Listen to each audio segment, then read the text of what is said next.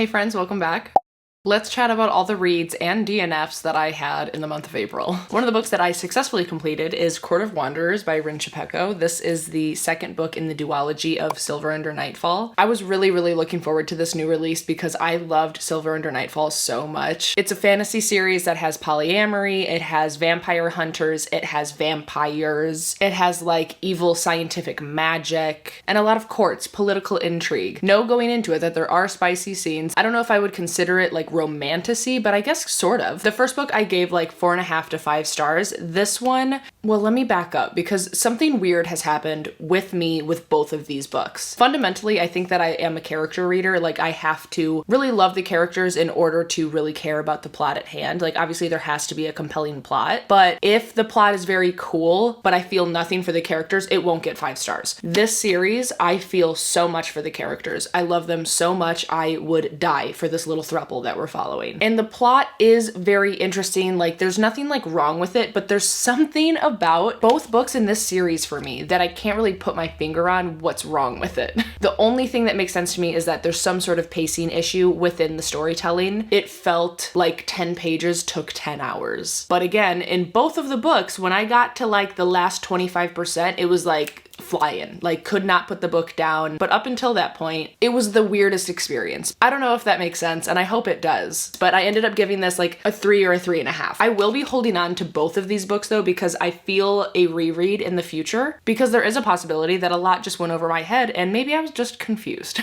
Regardless, I do still recommend the series. I had a great time. Let's just stay on that like sort of romantasy train. This one you might have seen in my last video because this book was supposed to be on my May TBR. But surprise, surprise, I actually picked it up yesterday on April 29th and finished it in a couple hours. And that is Scorched Roses by Carissa Broadbent. So if you're wondering, I did also just pick up Ashes and the Star-Cursed King to read in May. Like I already started it today. So fear not.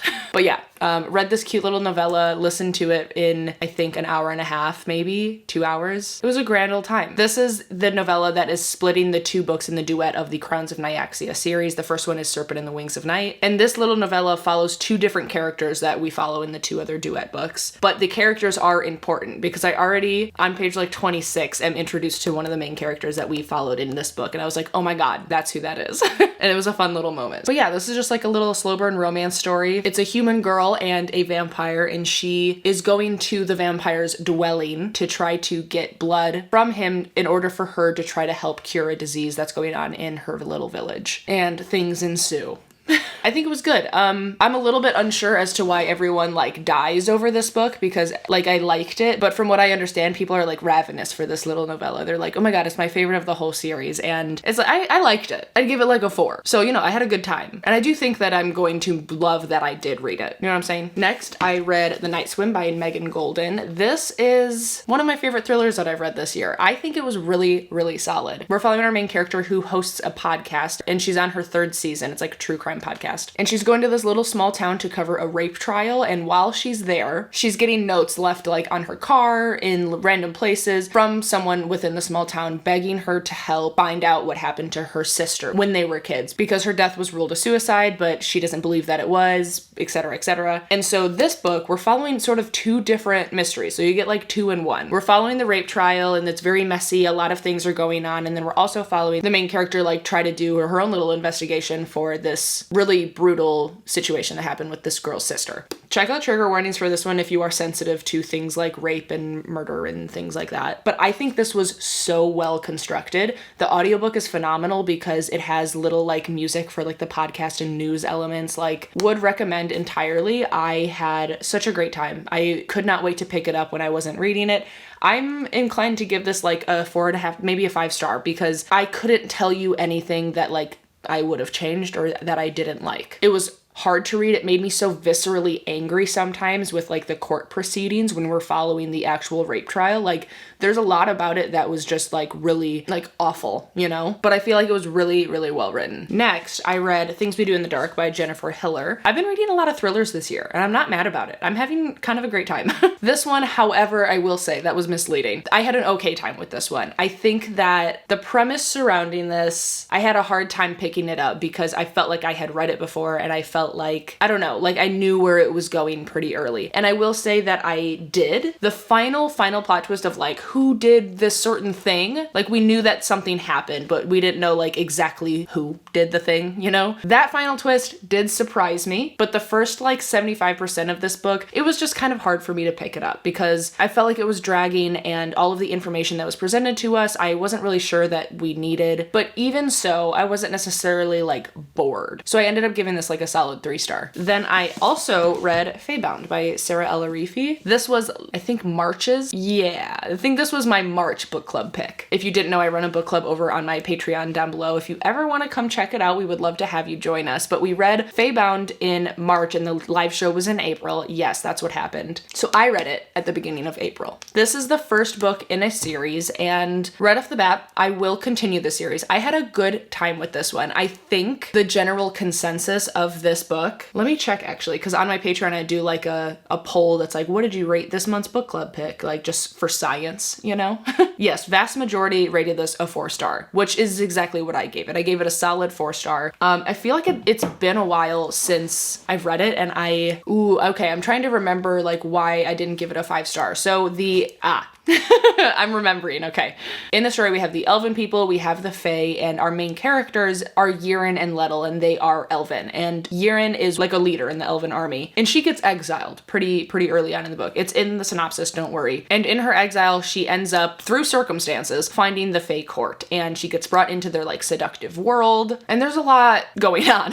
A lot that like I can't even begin to describe because you gotta read it in order to figure it out. But what I liked about this book was the world, the Fae court, and just the structure of it, like the actual setting and atmosphere and how it was described and built and written. Like I thought it was really fun. I thought it was great. This is one of the situations where I loved the plot and the writing and atmosphere and world a lot, but the characters and the character relations is what didn't really work for me. And a lot of my patrons actually, because that's what a lot of us couldn't get behind, was the love interests that were going on within the plot, especially the love interests with one of the main characters, Erin. Like there were a couple things going on within Erin's love life that just seemed a little bit like nonsensical, and not that like everything within love and, you know, romance has to make sense, but like just the way it was portrayed and written and described, like I didn't believe it, you know, I didn't feel it.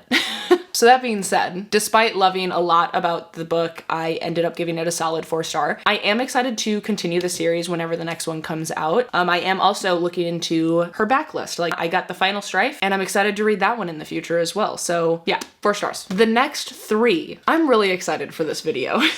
I did an exclusive reading vlog for my patrons where I read their like most mid books of 2023. So I've read booktubers and subscribers' best and worst books of 2023. And now I did an exclusive vlog where I had them give me their like most mid books that they just felt so lukewarm about. And I read the top 3. 2 of those books in that vlog are A House with Good Bones by T. Kingfisher and Immortal Longings by Chloe Gong. The third one is on my Kindle. I rented it from the library, but it is The Family Game by Catherine Steadman. I love this video, okay? Like I was so nervous for all of these books, all right? But listen, I'm gonna work really hard to get that video out before this wrap up goes live so that you guys can actually know what I rated these books. Yeah, I'll tell you here, okay? But if you want the actual vlog, that video particularly is available for the Compost tier and up. If you didn't know, my Patreon is like greenhouse themed. So there's like worms, compost, wildflowers, and ecosystem. That's the vibe. But Immortal Longings by Chloe Gong, I freaking love this book. I was so worried because I didn't really like These Violent Delights very much, so I was worried about picking this up. I haven't stopped thinking about this. This is like a 4.5 to a 5-star book. I can't wait for the next one, and I'm so sad that the third one won't be out until probably like 2025, which is fine. I understand. I just am upset for myself because I loved this. House with Good Bones, however, I kind of agree. I agree. I didn't really love it entirely. I think that the creepy parts, the atmosphere of the like little horror elements that were written were really fun. It feels like PG horror to me. Like it could have went a lot further, and that's totally fine that, you know, T. Kingfisher didn't, because maybe that's that's not what she wanted to do. Obviously, it's not what she wanted to do, but I just wanted it to be a little bit more sinister. Again, just felt like sort of like PG horror, which is fine. But that being said, within the storyline, I just felt my mind wandering. It was hard for me to focus on it. And I think that it was hard for me to care about our main character and her mother. And I know I've said it a couple times about different books, but like, it's so true. The first half of this book, it was dragging for me. I really couldn't care. And even during like the climax scenes at the end, I still like couldn't pay attention very much because I hadn't laid that foundational like attachment to any of the characters in the first half of the book. So didn't care about their well-being, didn't really care about the plot that much. So ended up giving this like 2.5 to a 3. It was just okay. And then The Family Game by Catherine Steadman. Okay, listen. I think there's a lot of people that hate this book. Oh my God, I loved it. Okay, listen. Surface level. This book I would have never picked up because the synopsis, it just sounds so like classic, so done before, non-original, whatever you want to say. I promise you it is not that. Again, surface level, it's like this really rich family. Our main character is an orphan and she's like falling in love and getting married to like the eldest son who will inherit everything. This family's scary, okay? They have their little paws in everything. Like they can manipulate anything they want. They know everything ever. And of course, you know, our orphan main character has done some bad shit in the past and she doesn't want it brought up, but the daddy knows all and he gives her an audio recording of like a confession about all of these murders that have gone on. And he knows that our main character is an author and he's like, hey, I really liked your last book. Maybe you can use this. I don't know, use it somehow. And so it's interesting. The audiobook is fun because as you're listening to it, it'll like change quality, like we're listening to the tape recorder. I wish they had a dual narrator though, because the first time that it switched over to the tape, it was still the female main character narration. So I was like, wait, who's talking right now? Like whose story is this? But it is supposed to be like the guy's tape recording. So keep that in mind if you want to listen to it, because I was confused for a hot second. But the title is called The Family Game. And there are 2 different like games that our main character has to partake in within this family. And it is scary. Like, honestly, I was making so many faces while reading this book. Like, I don't know if this is an unpopular opinion or not. Like, I feel like the vast majority of reviews I've heard for this book are not positive. And I think that there might be quite a few people like listening to this video and they're like, Sydney, it was so stupid. And I don't care. Like, I loved it. Once those games started taking place, like there was no going back. It was a solid like 3.5 up until that point. And then now, like, I think of this book all the time now. Definitely is like a 4.5 star book for me. I don't know if it's quite 5 star, like maybe it'll fluctuate, but honestly, maybe it is. 4.5 to a 5 star. Okay, next I have to talk about my DNFs, and I'm really upset about both of them. However, before I tell you them, know that they are soft DNFs. I will be keeping both of these books. I just am not in the mood for them right now. I'm very much so in like a fantasy and thriller mood, and I can't be bothered with these. I can't be bothered.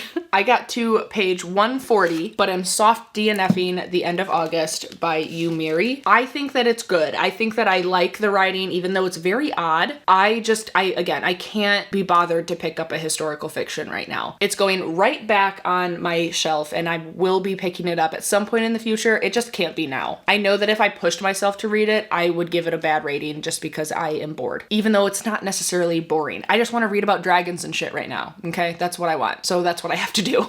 The other one, if you noticed, that wasn't in that wrap up, you probably know. Soft DNFing Northwoods by Daniel Mason. I love this cover like with my whole entire heart. I'm upset about it, but I was trying to do just the audiobook for this, and I think that was a grave mistake. I think this is one that I need to either immersively read, like sit down, read, and listen, or just physically read. So when I do pick this up again, I will make sure to do that. But now, like I just said, I don't want to be reading like a historical literary fiction thing right now. So whenever I am in the mood, I will be picking this up again because I did enjoy it. Like what I did read, I think I got to like 40% or so, but I couldn't tell you what I did read. I have very few clues because I just was everywhere else except listening to the actual story. So I will pick this up again in the future. It's just not what I want right now, but that's it. C'est la vie. Speaking of dragons and shit, the next video is a fantasy book haul. I'll have some really fun recommendations for you guys. So thank you so much for being here and hanging out with me for a little bit. Let me know if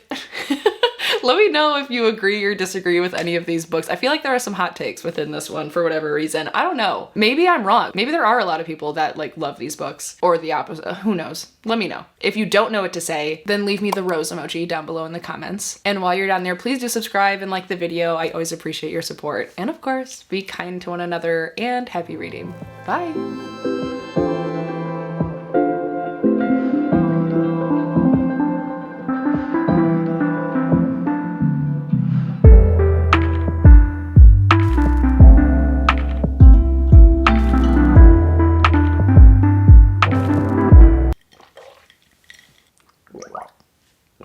Why did I just do that? That was fucking chaotic. Okay, just gurgling iced coffee. Put me out.